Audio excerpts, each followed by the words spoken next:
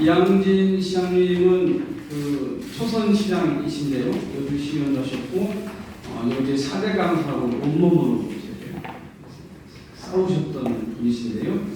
이번에 그 50만 이하 도시에서 행정혁신 도시 전국 평가를 했는데 여주가 1등했습니다. 예, 우리 행정혁신을 주도하는 이양진 시장님 큰 박수 모시겠습니다. 네, 방금 사회자께서 저하고 나이가 같으세요. 도연님이신데 여주에 오셔서 저한테 힘 넣어주셨을 생각나고요. 근데 오늘 이 토론회가 이렇게 열린다 하면서 저를 초청해 주는데 좀 제가 굉장히 좀 어려운 과제이고 제가 그냥 경험에 대한 내용을 해도 되겠냐 괜찮다 그래서 제가 이렇게 경험에 관한 것 얘기하는 거 이해해 주시고요. 또 하나는 금방 이명훈 교수님께서 결국 말씀하시는 내용은 이 얘기 같아요. 현재 우리의 미래 과제와 현실에 대한 어떤 충돌에 대한 이야기를 하시는 걸로 좀 느꼈고요. 그래서 큰 틀로 보면 그것은 헌법의 변화가 가능하냐. 그게 어렵다면 그 법률적인 변화가 되어야 되는 거 아니냐. 이건 이제 내용적으로 좀 보면 이제 수도권 집중 현상과 지방의 소외에 대한 문제를 어떻게 극복할 수 있을 것이냐 이런 것을 학자적인 어떤 체계적인 어떤 것으로 보면 굉장히 어렵고 까다로운 것 아니냐. 그런 면에서는 이제 비극적이고 또는 암울하게 보일지라도 우리가 해야 될 과제가 아니냐 이런 말씀으로 저는 지금 이해가 됩니다. 그런 면에서 보면 여주시는 수도권에 있는 지역이죠. 여주시의 크기는 서울시보다 좀 더 큽니다. 서울이 605km인데 여주는 608km로 여러분들이 지금 앉아 계시는 여의도 면적이 1.1이 그 정도 좀 더 큽니다. 그런데 인구로 보면 우리 뭐 문건 안 보시고 그냥 제가 그냥 쭉 말씀드리면 인구를 보았더니 1966년도 제가 이제 시장이 되고 1966년도에 인구가 얼마였는지 65년생인데요. 통계가 그때부터 잡혔습니다. 그러면서 그때도 한 11만 명 되는데요. 현재 외국인을 포함하지 않으면 한 11만 한 2천여 명 정도 됩니다. 그리고 이미 2년 전부터 우리 대한민국이 전국적 현상으로 도래하겠지만 인구가 줄고 있고요. 그런 면에서 보면 결국에는 소멸할 도시 중에 하나다라고 이야기를 합니다. 그러면 아까 지방과 수도권과 균형 발전에 대한 이야기도 하는데요. 저는 조금 다른 문제의식을 갖고 있는 것은 대한민국 사회가 도대체 어떻게 이루어졌길래 아기를 낳기 어려운 사회가 됐다는 것이냐.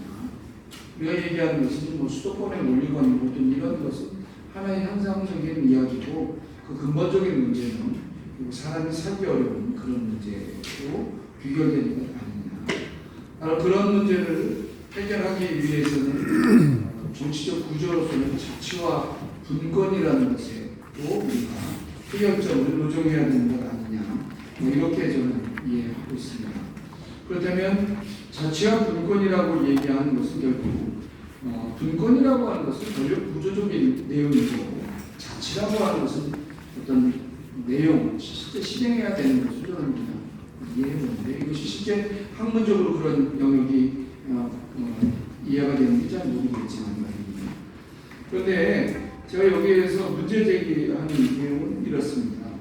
사실은 지방으로 내려가서 우리 시민에게 권력을 주어지는데 여러분들 한번 말씀드려볼게요. 우리가 지금 얘기하는 여러 가지 법률안이나 행정 내용을 단 몇 줄로 요약 정리해서 판단할 수 있습니까?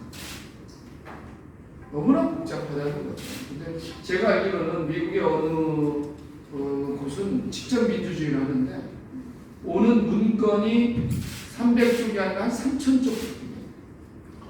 여러분들 집에 직접 민주주의 한다고 한 3,000쪽 정도의 문건이 날라오고 그것에 대해서 해결해야 될 직접 의사를 전달해 달라고 한 분기별로 100번의 의사소통, 의사결정을 해달라고 하면 가능한가요? 사실 이 문제는 우리가 직접 민주주의라고 하는 것을 직접 결정해야 된다고 하는 것은 우리가 머리로는 이해하고 있지만 실질적으로 그것을 해결해야 되는 어떤 현대사회의 복잡성과 그것을 하기 위한 우리의 현실적인 노력이 가능한 시간이 존재하냐, 이런 문제는 좀 고민해 봐야 되지 않을까 저는 싶고요. 그런 면에서는 제가 또 하나 여쭤보는 겁니다. 우리 시민들이 얘기하는 것은 배고파, 밥 줘, 이런 얘기인데, 그런데 알겠습니다. 밥을 지어드리겠는데요. 어느 밥솥을 선택하시겠습니까? 밥은 몇 시에 갖다 드리면 되겠습니까? 이런 얘기를 일반 시민들에게 다 물어본다면 어떻겠습니까? 제 생각은 이렇습니다. 그 수준에 맞게 제공하다가 무당 탕탕탕탕 소란하면서 하나씩 같이 가는 게 아닌가 싶습니다. 옛날에는 배고팠으니까 그때는 통일벼 주고, 지금은 또 왜 우리 밥만 먹냐, 분식도 좀 먹자, 근데 분식 좀 제공하고 그러면서 좀 더 변화되는 게 아닌가 싶습니다. 이 말씀은 뭐냐면 우리가 해야 될 자치와 분권의 내용과 실제 우리 일반 시민들이 그것을 이해하고 함께 할 수 있는 것들, 이것이 전문성이라고 하는 것으로서 실제 이 과제를 수행하는 것과는 굉장히 복잡하고 어려운 서로 충돌 과정이 존재한다라는 거고요. 이것이 머리로는 가능할 것 같지만 현실로는 굉장히 어려운 과제다라고 저는 생각합니다. 그런 면에서 실제로 오늘 전체 과제 내용에서 그런 것이 없는데, 저는 그 코로나19를 통해서 지금까지 한 100몇 번에 계속 아침에 영상회의를 하고 있습니다. 읍면동으로. 그리고 언택트 시대에 그런 실제 시도하고 있는데요. 최근에는 어떤 면에서는 이장님들 있으시죠? 이장님들하고 직접 이렇게 비대면의 영상 회의까지 지금 하고 있습니다. 자명회의로는 일본을 보니까 한 10,000명 정도의 인구인데 직접 선거 구조를 갖고 있고, 그거는 저희들이 12개 읍면동인데 몇 단위 정도가 직접 민주주의를 실현하는 단위가 아닌가 싶습니다. 따라서 자치를 하기 위한 분권의 제 밑에 행정단위는 한 10,000명 정도의 읍면동 중에 동은 좀 어렵고요. 저희가 한 20,000명에서 15,000명 정도의 동과 읍이 있는데 이건 좀 어려운 것 같고요. 10,000명 정도나 3,000명 이상에서 10,000명 사이에 그런 면 단위가 직접 범위에 들지 않을까 싶습니다. 또 하나 그 밑에 단위에 있는 이장빈들 있죠. 거기에 최대 인원수는 한 150명 정도로 봐야 되지 않을까. 한 100명 정도. 그래서 이런 어떤 직접적인 관할에 대한 것이 한 100명 정도고, 이 100명들이 모여있는 분들이 모이는 하나의 어떤 동면 체계를 한 10,000명 정도? 근데 이런 체계가 결국 시 단위로서 어느 정도가 자치를 이룰 수 있는 것이냐, 이런 구체적인 과학적인 접근이 좀 필요할 것 같고요. 거기에서 논의할 수 있는 분야도 좀 한정적으로 좀 제한해야지, 제가 조금 더 말씀드린 것처럼 헌법에서 법률에서 하나의 행정 단위까지의 구조까지 인사까지 다 이야기를 한다면 제가 얘기하는 것처럼 거의 불가능하지만 필요하다고 주장은 있지만 현실적으로 불가능한 이야기는 아니겠습니다. 이런 문제 제기를 좀 하겠습니다. 이제 그런 어떤 문제 제기를 하면서, 그렇다면 우리가 지금 어떤 정치 역사에서 왔던 구조를 보면 세 가지 틀이 있는데, 하나는 힘에 의한 권력 구조와 또 하나는 제도, 법률과 제도에 의한 하나의 구조와 아까 지금 자치라고 얘기하는 상호 의사소통을 통한 주민 간 합의 형성을 이루는 구조, 이 세 단위가 있을 것인데, 그것 자체에 원만한 균형을 맞춰야 되는데 그것 또한 굉장히 어려운 것 아닌가 싶습니다. 이제 여주의 얘기로 좀 돌아가면서 행정 혁신에 대한 얘기 하나 말씀드리면서 이제 좀 마무리할 시간이 되는 것 같은데요. 제가 시장이 되고 저희 목표 인구에 대한 이야기를 했습니다. 우리 여주의 목표 인구가 얼마입니까? 그랬더니 공직자들께서 18만 명입니다. 그래서 그랬어요. 근데 18만이면 무슨 일이 있어요? 그랬더니 아니 그냥입니다. 그냥이 어디 있습니까? 뭐 예산도 문제가 없고요. 그냥 그렇게 해도 별 문제가 없어요. 그러니까 우리 보면 우리 선출들이 나가면 우리 18만 여주시를 만들기 위해서 하겠습니다. 전 찍어주 이렇게 얘기를 계속 했다는 거예요. 그러니까 그게 정책 목표라는 거죠. 그래서 그런데 그 실현됐습니까? 아니요. 그럼 통계를 봅시다. 그래서 아까 제가 통계가 시작된 1966년도부터 따져봤죠. 1966년 제가 65년생인데 지금 56이거든요. 55년 동안 11만 명이었어요. 그다음 9만 명은 떨어졌다가 다시 지금 11만 2천 명이에요. 몇 명 늘었어요? 55년 동안 1,000명도 안 늘어났어요. 그럼 18만 명으로 가려면 한 55년 동안 1,000명이 안 늘어났으니까 100년 동안 1,000명 늘어나면 10,000명 늘어나는 데는 얼마예요?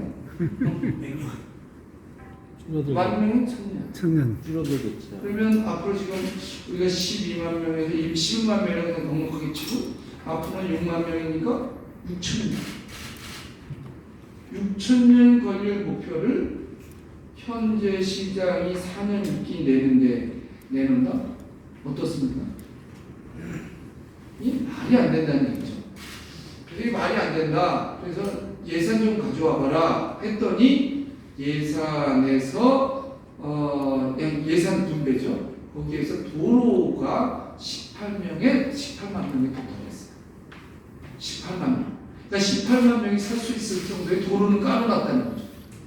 그래서 제가 예산을 봤더니 얼마예요? 1,600억 원이었어요. 그래서 이거는 좀 줄여야 되는 것 아니냐. 그러더니 그때 합의가 되는 거죠.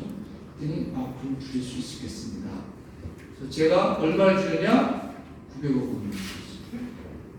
바로 그 돈으로 이번에 저희는 이제 생활 SOC를 좀 하기 위해서 부동산을 좀 많이 사드리는데요. 잠깐 말씀드리면 어렵게 사시는 분들이 집이 작잖아요. 근데 이분들 집 사드릴 수 없잖아요. 그래서 공적 토지를 많이 사서 이분들이 사용할 수 있는 공적 공간을 만들겠다. 이게 하나의 측면으로 제가 했었고요.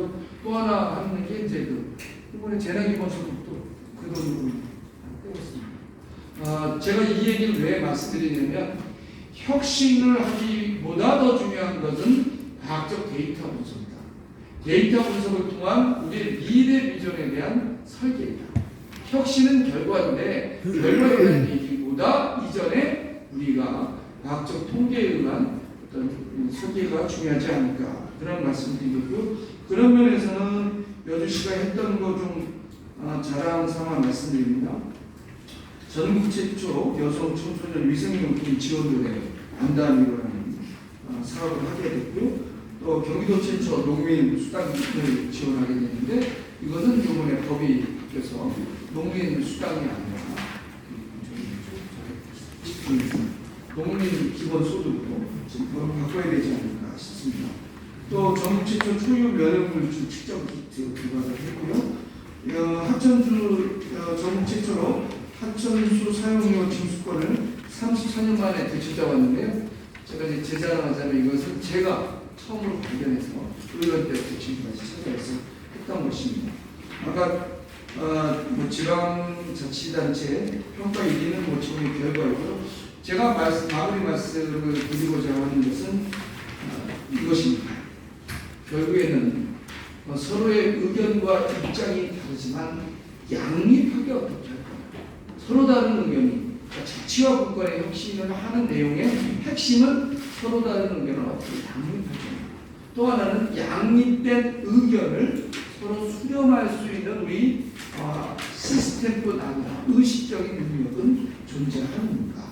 그러면서 그 속에서 제가 말씀드린 어떤 그런 통계학적으로 여러 가지 과제들을 하나씩 할 수 있는 범위들이 아까 150명 단위의 마을은 무엇을 하고 10,000명 단위의 동은 무엇을 하고 그리고 12만 시 점을 갖고 있는 여주시는 무엇을 하고, 그리고 광역시는 무엇을 하고, 중앙정부는 무엇을 할 것이냐는 어떤 이런 유기적인 관계를 어떻게 확보할 거냐 하는 것이 정치와 분권의 혁신의 내용이 되어야 되지 않을까 싶습니다. 제가 아주 체계적이지는 않고 그냥 경험적인 것과 오늘 기조발제를 해주신 이민원 교수님의 내용과 이렇게 좀 해서 그냥 생각되는 대로 말씀드렸습니다. 네, 이상입니다. 네.